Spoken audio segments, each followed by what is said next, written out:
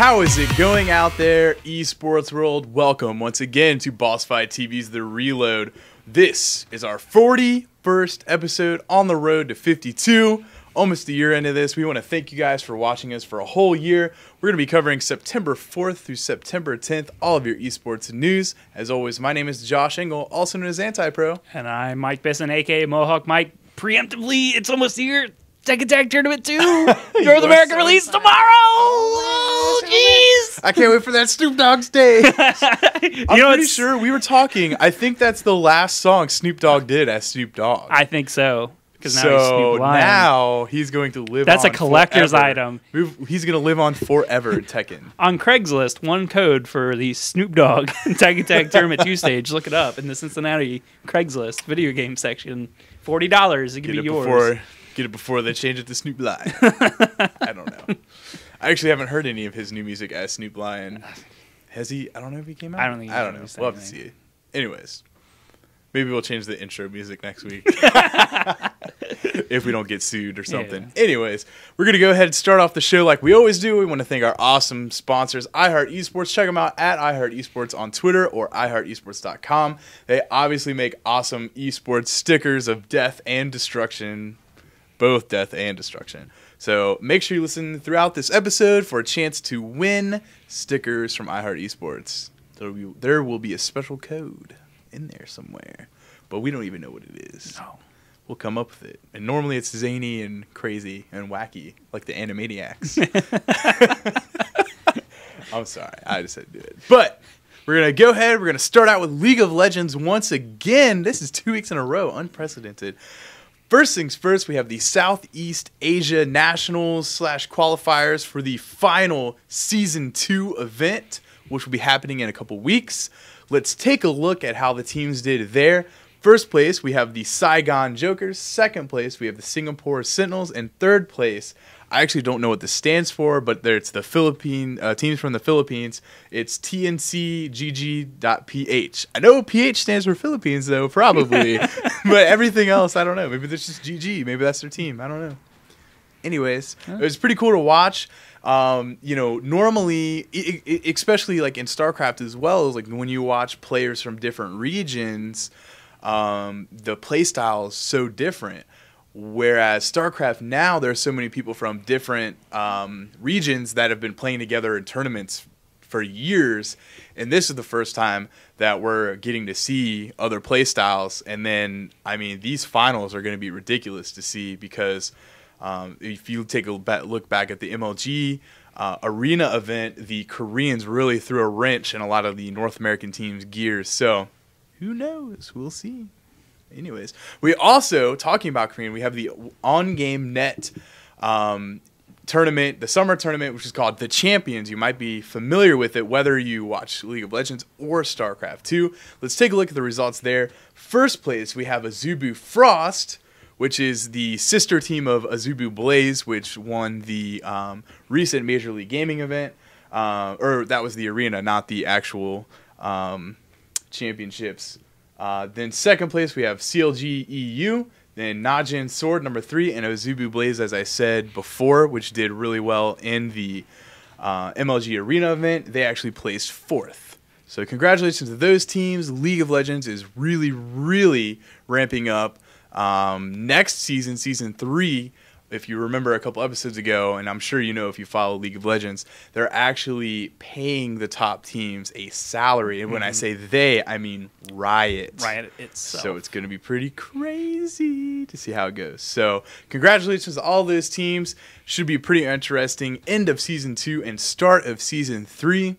But we're going to go ahead. We're going to move on to StarCraft 2 news. Going down to the Team Liquid Star League finals. I lost my place in my head. I was like, what are we doing? It's Team Liquid Star League finals, which happened a couple of days ago. Let's take a look at the final results there. First place, we have Creator, which we'll hear about him as well later. We have Life in the second place spot and Keen in the third place spot. So congratulations to those guys. They've been battling out over the last couple months. Also, one of our go-to tournaments is the GSL Code S has kicked off.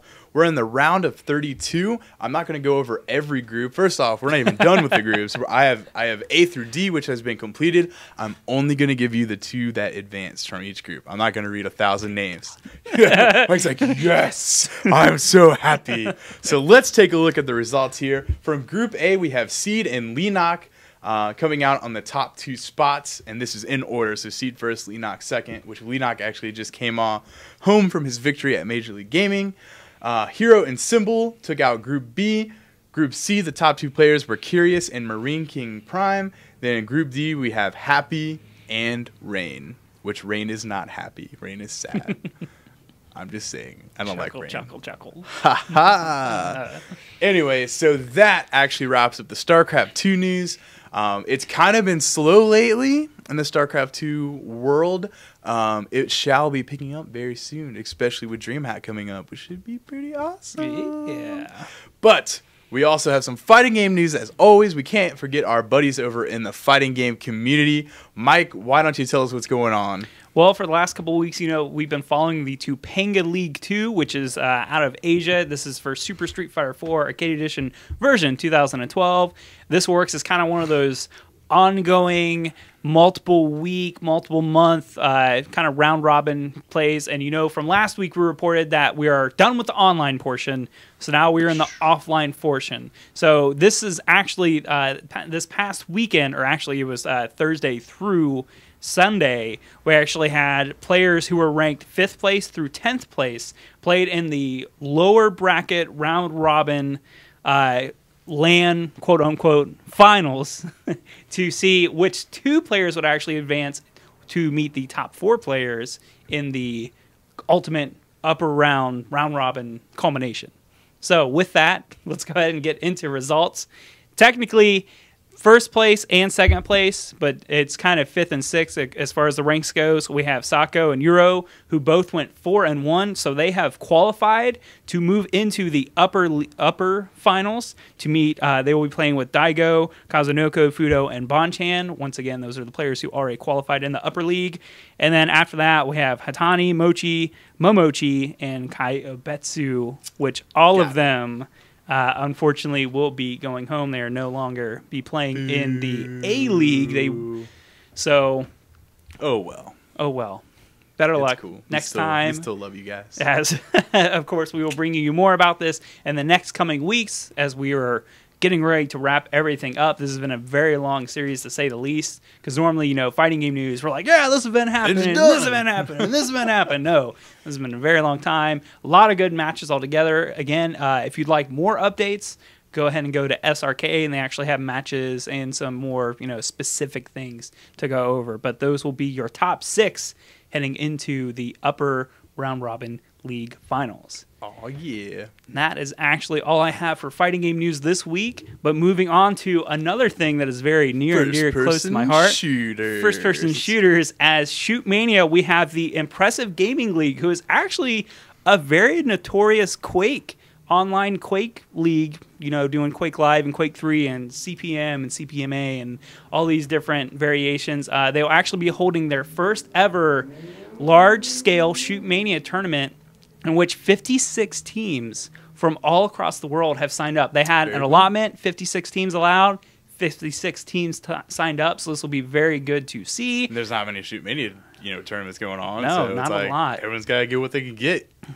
And so out of those 56 teams, there are some very actual notable names. We have Eclipsia, Dignitas, Infused, Absolute Legends, and the Shootmania juggernaut Millennium, who will be playing out of France. And Avid and all those crazy guys. We'll have to see how everything shapes out. This is a 4-week league. It actually starts tonight, so go ahead and get on your Google Internet searching boxes and check out the Impressive Gaming League, as they will be bringing action, like I said, for the next 4 weeks, all of the different group stages. And there are actually a variety of different people from different countries, different languages that will be helping broadcast all of these different matches. So again, we'll bring you updates on that as it happens. But as of the major tournament news, that wraps it up for this week. And as always, we'd like to go into miscellaneous. So, Josh, go ahead with miscellaneous news. First. I'm actually first. You're doing CSGO, remember? Oh, I am, aren't I? Oh, man. A little bit of notes confusion there. Anyway, another FPS that I would actually love to talk about, we've been talking about a whole lot, is Counter-Strike Global Offensive.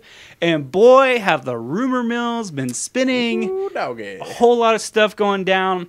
We actually have Fight PC Games, which is a online publication service out of China. Actually, some of their members visited Valve over there in Seattle at the headquarters, and it was quote-unquote leaked that while they're visiting, it was stated in some way, fashion, or another that the International 3 will indeed feature Counter-Strike Global Offensive and will have the same prize pot that Dota has seen. So $1,600,000. So you're saying that Valve is going to do a third event. And they're going to do the International 3. So Valve can count to 3. Is that what I'm hearing? We'll have to wait and see. Maybe that should be the code. Yeah. Valve, let's see. Valve can count to 3 or Sure. Valve, I don't know. What should it be? I don't know. Valve 1, 2, 3. Valve 1, 2, 3? Valve 1, 2, 3. That's it? Sure. That's weird though. Valve 1, 2, 3? I don't know. I don't know. Valve, whatever. Valve 1, 2, 3, I guess. Since Mike wants to do that. If you want to win stickers from iHeart Esports, make sure you mention us and at iHeart Esports and hashtag Valve 1, 2, 3 and tell us how excited you are for Half-Life 3 or any third game The from International Valve. 3. Or the International 3. Yeah. So one thing that Valve's involved in that actually is going to happen that involves the number 3. Number 3. Although if they came out and said it was 4, I would not be surprised. Yeah. I'm just surprised. International 3 was man. held in a basement last weekend. You missed it. No big deal. Yep. Indeed. So, while that is certainly on the rumor mill and that is in everybody's thoughts right now, nothing to be confirmed yet. Nothing 100%, as always with Valve and their mysteries and things like that. But that being said, there's all sorts of rumors going on. Yeah, we mentioned that there were a lot of Counter-Strike players that actually said we don't even know if we're going to support Counter-Strike Global Offensive, as it is kind of a weirder, it's not exactly 1.6, it's not exactly Source, it's its own beast. That being said, teams are coming out of the woodwork. Are you ready for this list?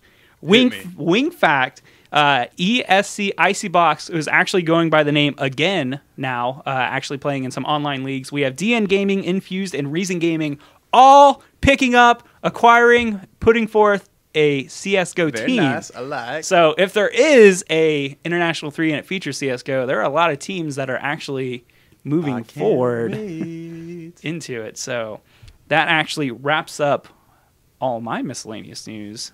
Back on to Josh. Back on to me. Bring us some more Talking of that rumor about mill. rumors, I mean, come on. This is the rumor show, I guess. The rumor portion. Yeah. First things first, the rumor has been flying over the last couple of weeks that Team Evil Geniuses was going to pick up Stefano, which is arguably probably the best, if not just one of the best, but I would say the best StarCraft 2 player in the world. And he's actually been living over at the Team EG house in Texas in the United States. And there's no official announcement, but it's thought that he's going to be debuted at the next tournament under the EG banner. So we shall see if it comes true, which it probably will, but, you know, whatever. We don't want to make an announcement of an announcement. Right. But an announcement of an actually, announcement. honestly, EG never actually made an announcement. They just said, hey, actually, no, they did. They said they were going to reveal. I hate that crap. Hey, man, we're going to reveal their new player this day. Like, Sir Scoots, man, what the hell? I love you, though. Speaking of Sir Scoots, speaking of Sir Scoots, first things first, let's talk about some Dota teams that have kind of backed off of Dota and some rumors going on with that. First off, we have Moscow 5 and Absolute Legends both disbanded their Dota 2 teams, and this is right on the heels of a rumor that Riot Games, the makers of League of Legends, have had teams sign contracts that says that they cannot have other sub-teams compete in Dota 2. Obviously, Dota 2 and League of Legends are big competitors in the esports world, and I guess it would make sense on their part, like, hey, like, you know, just support us, don't support other teams. So if you think about it, like, Counter Logic Gaming, has two teams. They play Dota and League of Legends, and Evil Geniuses. Actually, Evil Geniuses doesn't really have a League of Legends division or anything like that. But that's the rumor. They talked about it on Live on 3. Sir Scoots obviously had something to say, being someone who's involved in a team, but also the team manager of Dignitas came out and said that it wasn't true, and then it came back out that it was true, and then it's just seriously going back and forth. So I'm sure we won't hear the whole story. We may hear it, but the fact that it has been leaked, that it's possible, I can almost guarantee you that it probably won't happen just because of the outcry. But hey, who knows? It's esports. Some crazy stuff happens, and you can never really figure out what's going on. Going back to the day with them CPL contracts. Don't. For all you old school esports fans, now know what I'm talking about. Oh, man. And last but not least, I actually read this today. It's very, very exciting to hear. They're going to have the first esports congress convene at DreamHack Valencia, which happens at September 21st. That's the exact date it's going to happen. It's sponsored by DreamHack and Twitch TV. And I'm going to go down the entire list. I'm going to have to look down because I don't have it memorized. Here's the entire list so far. I don't know if they're going to add more or whatever. But basically, the idea behind this is to have all these minds come together in the esports world, sit and talk to developers, kind of map out, what are the goals in global esports moving forward into the next few years. Obviously, we don't want this to become a bubble like the last couple times the esports has really taken off. So this is really, really awesome to see, and you'll be able to watch it live on Twitch TV, which is amazing. Really cool. So here we go. I'm going to go down the list, and I'm going to apologize for people that I butchered their names. First place. These guys played in a tournament, apparently. Actually, that would be awesome. What if all these guys play Counter-Strike or something? Anyways, first person, we have Alex Garfield, which is the director from Team Evil Geniuses, if you know him, or owner. We have Alex Lim from IESF, and this is the bad one. Alexander Karskorsky from Na'Vi. You'll know them from all different kinds of games. David Ting from the IPL. Goran Helgreen from Tilly Sonera. We have Ilja Rotelli, which is from Blizzard. Kevin Lin from Twitch TV. Matthew Dallin from the ESWC. Michael Odell from Team Dignitas. Ralph Reichert from the ESL. Robert Olin from DreamHack. Russell Fitzer from Nassel. Sam Matthews from Fnatic, Simon Whitcomb from CBS Interactive, Sundance D. Giovanni from Major League Gaming, Thomas Hermason from DreamHack, and Zevtan Dragulev from Owned.tv, which is interesting because it's sponsored and being hosted on Twitch, but they invited their number one competitor in esports streaming, Owned TV. So this should be really awesome. I, for one, am very excited, and I will be watching live. And probably watching the VODs like 30 times and just kind of taking it all in and taking notes. It should be pretty interesting. I'm tempted to take all those birthday checks that my Nana's been giving me and get a plane ticket and fly over there. I really do want to go to DreamHack, man. And knock on the door like, yo, hey, why wasn't Boss Fight invited? Hey, we're on the list. Oh, we would not be on that list. Anyways, that wraps up esports news for this week. We want to thank you guys for tuning in with us once again. As always, my name is Josh Engel, also known as Anti-Pro. And I'm Mike Bisson, a.k.a. Mohawk Mike. As always, thanking you for supporting esports wherever you do, as well as thank you for listening.